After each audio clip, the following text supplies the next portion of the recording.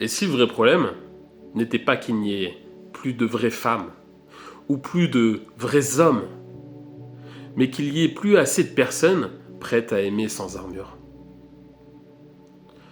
Pourquoi est-ce toujours plus facile de dire « ils sont tous pareils » que de se demander « suis-je encore capable de reconnaître une bonne âme quand elle se présente ?»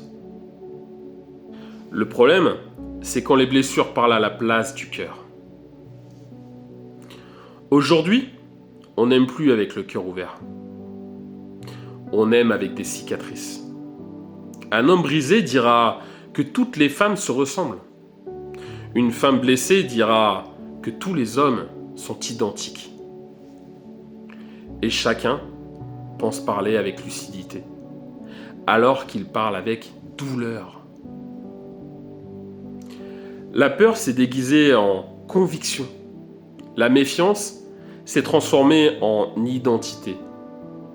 Et la déception est devenue un filtre à travers lequel on voit tout le monde. On ne rencontre plus personne. On rencontre le souvenir de ce que quelqu'un d'autre nous a fait. Derrière ces phrases définitives se cachent des émotions profondes, telles que la peur de revivre l'abandon. La peur de donner plus que l'autre. La peur de paraître naïve. La peur d'aimer pour de vrai. Alors on se protège, on teste, on doute, on sabote parfois même, juste pour ne pas souffrir encore. Et paradoxalement, on se plaint de ne plus trouver de sincérité.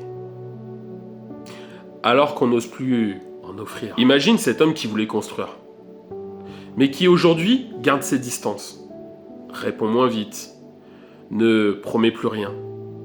Il n'est pas froid, il est prudent.